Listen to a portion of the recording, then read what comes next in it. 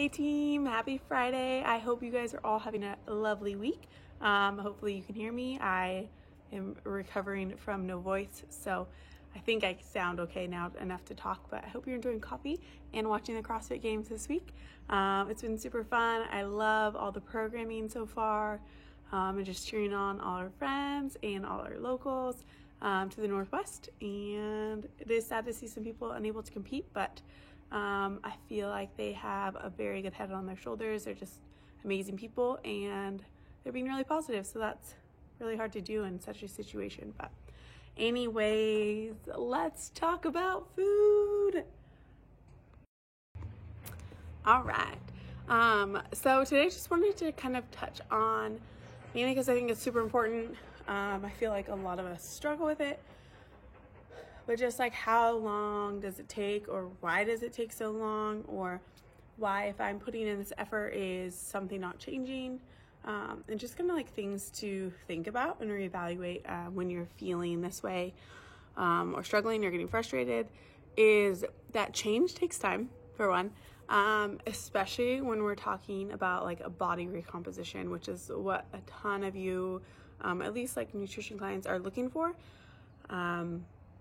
And that's not something that just happens overnight. Like, I can use myself for an example real quick. Obviously I had Davison 18 months ago, so a year and a half ago.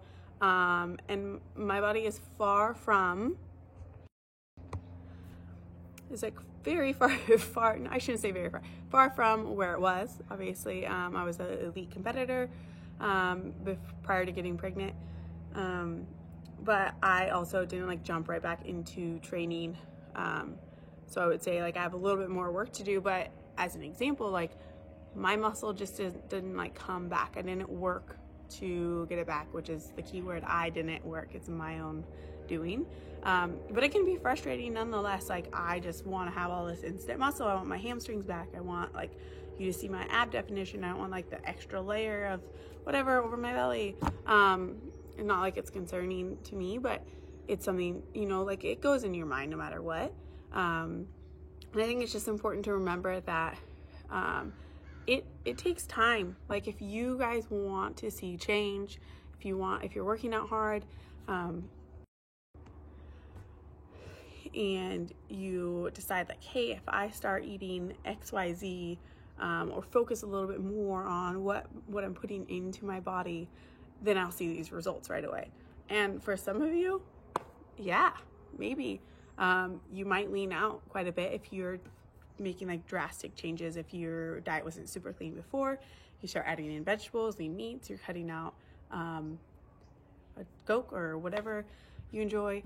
Yeah, you're going to see change probably a little bit quicker than someone that already was eating super clean, and their body is literally having to build muscle. Like, you're building muscle again. That doesn't just happen, right?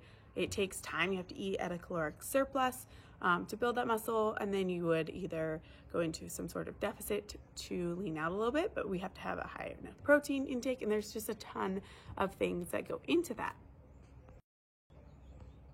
So when we come into I guess when we like develop these ideas in our mind of what we want to look like, I think it's super important to think about like, what are we going to do to get there, and kind of give yourself a little bit more of a timeline, to know like, hey, if I start eating clean and tracking my macros, first off, am I meeting those macros every day? Am I staying consistent to what my goals are? I'm not saying if you track macros, you have to hit them every day. I'm saying, dependent on your goals, it can be very, very helpful to be more accurate there. And another thing is, if I am my strength training, what does my training look like? If I'm an ultra runner or marathon runner every day, I'm probably not going to put on the same muscle mass as if I am lifting heavy weights. So these are all things you guys need to think about when developing this timeline. And just know that it is going to take time. And if you are patient enough and you have these like, and you, I guess if you celebrate the wins along the way, it's going to feel a lot better than if you have this extreme goal. Like, say I was like, I want a 6-pack. I always said I wanted a 6-pack. I don't know why. Never had one, just so you guys know. Never had one, even when I was competing at the elite level. Just didn't happen. I trained really hard for a very long time. Never had a six-pack, just so y'all know it's hard to do. Anyways, so if I just had this goal, I'm gonna feel defeated all the time. If that's my only goal, I'm never gonna reach it. I shouldn't say never. I didn't reach it, but I would feel so defeated if that was my only goal and that was all I was striving for. So when you're setting these body composition goals from where you are now to where you want to be, having these little goals along the way and realizing that it's going to take a while to see this change. I mean, like, I'm not talking like a month or two, like I'm talking like 3, 4, 5, 6. I mean, that's like a long time to be patient. So remember, you want to be patient and set those goals up so you're finding success. And then, like, if something bad happens and you fall off the tracks or whatever it is you guys like to call it, don't just throw in the towel. Like, if you're like, I'm not getting there, I quit. Well, now you're going to be further away if you just quit now. So just remember, like, celebrate those wins along the way, and remember, like, what you're doing now, each step that you're taking is going to help you achieve that goal, rather than throwing it away and being like, I'm never going to reach that. I'm done. And then 3 months later being like, no, I really want to try that. Well, now you're another 6 months out. Anyways, this is a very long video. I'm so sorry. But just remember, change takes time.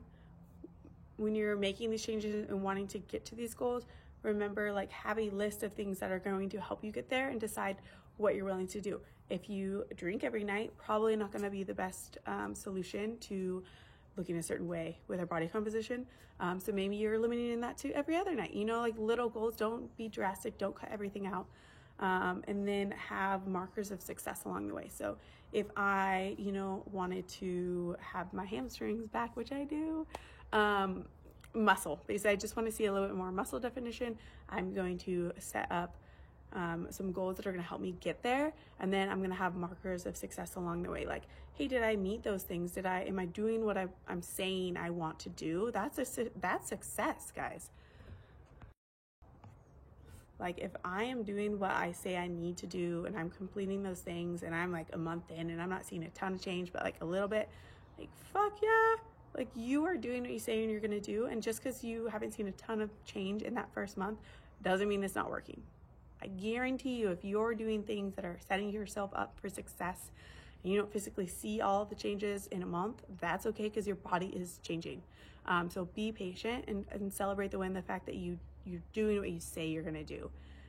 And then maybe you have another goal, like maybe you put on 10 pounds on your squats. That's you getting stronger, your muscles are growing.